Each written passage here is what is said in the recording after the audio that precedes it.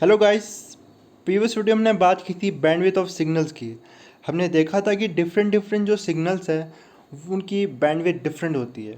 Bandwidth क्या था? Bandwidth था हाईएस्ट जो फ्रीक्वेंसी है और जो लोएस्ट फ्रीक्वेंसी, इन दोनों के बीच में था, इसे हमने बैंडविड्थ बोला था। अब देखो, जो सिग्नल है उसकी बैंडविड्थ है जिस चैनल से, जिस मीडियम से हम उसे भेज रहे हैं, सेंड कर रहे हैं, ट्रांसमिट कर रहे हैं, उसकी भी तो बैंडविड्थ होगी। और उसकी बैंडविड्थ ऑब्वियसली उससे ज़्यादा ही होनी चाहिए। अब डिफरेंट डिफरेंट मीडिया क्या करते हैं, डिफरेंट डिफरेंट बैंडविड्थ ऑफर करते हैं। ठीक है। अब इनमें जो कॉमनली यूज जो ट्रांसमिट मीडिया क्या है, वायर है, कोएक्सियल केबल है ना, जिसके थ्रू हम केबल टीवी के लिए हम यूज़ करते हैं वायर का, है ना। फ्री स्पेस है, फ्री स्पेस में तो हम क्या, जितने भी हम टीवी सिग्नल भेज सेंड करेंगे, रेडियो सिग्नल सेंड करेंगे, ठीक है, मोबाइल फ़ोन का जो सिग्नल है वो उससे सेंड करेंगे। एंड फाइबर ऑप्टिक केबल्स जो अब नई टेक्नोलॉजी यूज़ करेंगे, इंटरनेट के लिए हम यूज़ करेंगे, इसके भी हम कम्युनिकेशन के लिए, टेलीफोन सिग्नल के लिए हम फाइबर ऑप्टिक्स अब यूज़ करने लगे हैं, बिकॉज इसमें जो इसकी बैंडविड्थ होती है काफ़ी ज़्यादा होती है। ठीक है। तो सबसे पहले देखते हैं कोएक्सियल केबल का। Coaxial cable is a widely use wire medium which offers a bandwidth of approximately 750 megahertz. तो कोएक्सियल केबल कितनी बैंडविड्थ ऑफर करती है? 750 मेगाहर्ट्ज। जो रेंज है हाईएस्ट और लोएस्ट का वो 750 मेगाहर्ट्ज है। Such cables are normally operated below 18 gigahertz. लेकिन ये कितनी फ्रीक्वेंसी मैक्सिमम इनसे हम ट्रांसफर कर, किस रेंज की, किस मैक्सिमम फ्रीक्वेंसी कितना ट्रांसफर कर सकते हैं? 18 गीगाहर्ट्ज। इससे हायर फ्रीक्वेंसी अगर हमें सेंड करनी है तो वो इसके थ्रू पॉसिबल नहीं है। इसके बाद communication through free space using radio waves takes place over a wide variety of frequencies from 100 kilohertz to a few gigahertz.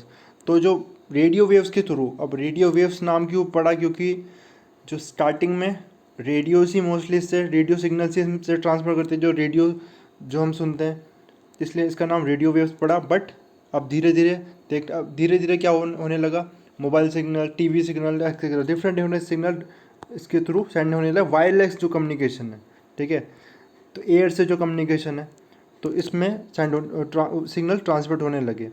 अब इसमें डिफरेंट डिफरेंट फ्रिक्वेंसी हम सेंड करते हैं, फ्यू, जिनकी वैरायटी, जिनकी रेंज क्या है, फ्यू किलो हर्ट्ज से लेके फ्यू गीगा हर्ट्ज तक। इसलिए क्या होना पड़ेगा, अब डिफरेंट डिफरेंट फ्रिक्वेंसी है तो इनको, जो ये पूरा स्पेक्ट्रम है, इसको क्या कर दिया है, तो ये पूरी फ्रीक्वेंसी का जो इसको स्पेक्ट्रम बोला है। आप देख सकते हैं यहाँ अलग अलग फ्रीक्वेंसी के लिए हमने इस पूरे स्पेक्ट्रम को डिवाइड कर दिया। मतलब इतनी फ्रीक्वेंसी की रेंज इसके लिए हम यूज़ करेंगे, एक पर्टिकुलर सिग्नल के लिए ये फ्रीक्वेंसी दी है। एफएम को, जैसे कि एफएम के लिए, एफएम ब्रॉडकास्ट के गवर्नमेंट ने क्या फ्रीक्वेंसी दी है, 88 टू 108 मेगाहर्ट्ज़।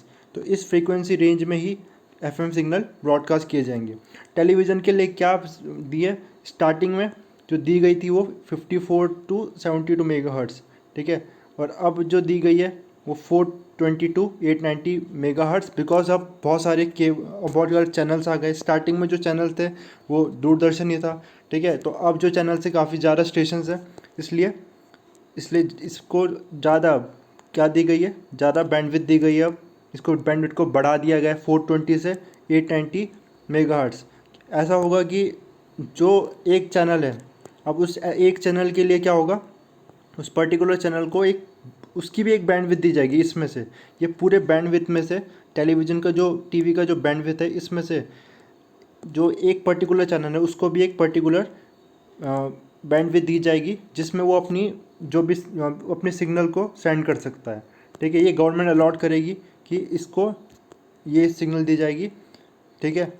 तो इस तरह से बैंडविड्थ में भी ये पर्टिकुलर चैनल के लिए अलग अलग दी गई है, ठीक है। जैसे कि आपने रेडियो में तो देखा ही होगा ना, 102.1 मेगाहर्ट्ज़। तो यानी कि जो ये है हमारा जिस चैनल है एफएम रेनबो, ठीक है, तो इसकी जो फ्रीक्वेंसी रेंज है ये है। तो इसके आसपास अब जब हम ट्यून करते हैं तभी हमें ये चैनल सुनाई देता है। तो इसकी एक बैंडविड्थ है जहाँ पर हमें ये चैनल सुनाई देगा, ठीक है। तो डिफरेंट डिफरेंट चैनल के लिए क्या दिए, डिफरेंट डिफरेंट फ्रीक्वेंसी अलॉट की गई है। और इनमें क्या होगा, इन फ्रीक्वेंसी स्टेशन के बीच में कुछ फ्रीक्वेंसी का कुछ बैंडविड्थ का गैप भी होगा, जैसे ताकि क्या हो, हम एक पर्टिकुलर फ्रीक्वेंसी में एक चैनल ही सुन सके और दो फ्रीक्वेंसी या दो स्टेशन आपस में क्लैश ना करें। ठीक है, अब देखो, तो ऐसे टेलीविज़न का दिया है, फिर सेलुलर मोबाइल नेट रेडियो का देखें हम, तो सेलुलर मोबाइल नेट, तो उसके लिए मोबाइल टू बेस स्टेशन के लिए 896 टू 901 मेगाहर्ट्ज़ इस रेंज में दिया है, और base station to mobile 840 to 935 megahertz. अब ये डिफरेंट क्यों है? जब हम मोबाइल टू बेस स्टेशन मतलब जब हम वॉइस सेंड करेंगे, हमारी मोबाइल जो सेंड होगी थ्रू रेडियो वेव्स वो इस रेंज में होगी, और बेस स्टेशन टू मोबाइल जो हम रिसीव करेंगे वॉइस वो इस रेंज में होगी, ताकि हम क्या कर सके, एक साथ बात कर भी सके, बोल भी सके और सुन भी सके। तो इसलिए, और क्लैश ना करे दोनों। ठीक है, इसलिए अलग अलग फ्रीक्वेंसी रखी गई है। और देखो मोबाइल में भी क्या होगा, डिफरेंट अलग अलग मोबाइल यूज़र को सबको एक पर्टिकुलर, हर एक मोबाइल का एक पर्टिकुलर बैंडविड्थ होगी फ्रीक्वेंसी की।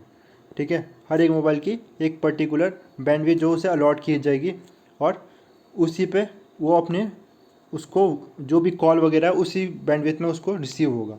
ठीक है, उसके बाद सैटेलाइट कम्युनिकेशन देखते हैं। सैटेलाइट कम्युनिकेशन में इस रेंज में 5.9252 टू 6.425 गीगाहर्ट्ज़, अभी अपलिंक का है, एंड डाउनलिंक का 3.7 टू 4.2 गीगाहर्ट्ज़, ये डाउनलिंक का इसमें बैंडविड्थ है। आगे देखते हैं इसमें, तो ये तो हमने वायरलेस कम्युनिकेशन की बात करी, रेडियो वेव्स की बात करी। ठीक है, अब इसमें ऑप्टिकल कम्युनिकेशन की अब बात करें, ऑप्टिकल फाइबर के थ्रू, तो optical communication using fibre is from the frequency range of 1 terahertz to 1000 terahertz. तो इसकी जो रेंज है, देखो इससे रेडियो वेव से भी काफ़ी टेराहर्ट्ज़ में आ गई। अब उसमें क्या प्रॉब्लम थी? उसमें प्रॉब्लम ये थी क्योंकि अब देखो यहाँ पर स्टेशन बहुत ज़्यादा बढ़ते जा रहे हैं। मोबाइल नेट, अगर मोबाइल की बात करें हम, तो कितने करोड़ों में मोबाइल है, लोग सबके पास ऑलमोस्ट मोबाइल है। तो इतने ज़्यादा, और गवर्नमेंट को क्या प्रोवाइड करना है, इसी रेंज में ही, इसी बैंडविड्थ में ही सबको बैंडविड्थ प्रोवाइड करनी है। ठीक है, तो इसलिए क्या होगा, इसके लिए एक जो सॉल्यूशन आया है वो क्या है, ऑप्टिकल कम्युनिकेशन का, ऑप्टिकल फाइबर का। और इसकी क्योंकि बैंडविड्थ क्या है, 1 टेराहर्ट्ज़ से 1000 टेराहर्ट्ज़ की रेंज है इसमें। ठीक है, तो इसमें बहुत इजीली हम डिफरेंट जो भी हमारे सिग्नल्स है, जो हमें नेटवर्क बैंडविड्थ चाहिए, इसमें मिल सकती है। तो an optical fibre offer transmitter bandwidth in excess of 100, तो इसकी जो बैंडविड्थ का रेंज है वो 100 गीगाहर्ट्ज़ की रेंज में। Spectrum and location are arrived at by internet agreement, the international telecommunication union ITU administer the present system of frequency allocation. तो government इसको ही, यूजुअली गवर्नमेंट ही, हर कंट्रीज़ में गवर्नमेंट ही एलोकेट करते हैं कि ये फ्रीक्वेंसी ये पर्टिकुलर कंपनी यूज़ करेगी या पर्टिकुलर चैनल यूज़ करेगा, तो गवर्नमेंट से अलॉट करती है ना। ऑप्टिकल कम्युनिकेशन की बात करो, तो जो ऑप्टिकल फाइबर्स हैं, ये सी में और पूरे लैंड में ये इनकी वायर पूरी ऑप्टिकल फाइबर बिछी हुई है। और ऑप्टिकल फाइबर होगा कैसे, तो ऑप्टिकल फाइबर में क्या सेंड करते हैं हम, लाइट को सेंड करते हैं। ठीक है, इलेक्ट्रोमैग्नेटिक वेव सेंड करते हैं, और इसलिए इसमें इसमें इसकी जो बैंडविड्थ है वो काफ़ी ज़्यादा हाई है। ठीक है, तो फ्यूचर में इसका ही ज़्यादा स्कोप है, और आज भी ये यूज़ हो रही है for internet and for other communication के लिए ऑप्टिकल फाइबर का ज़्यादा यूज़ हुआ जा रहा है।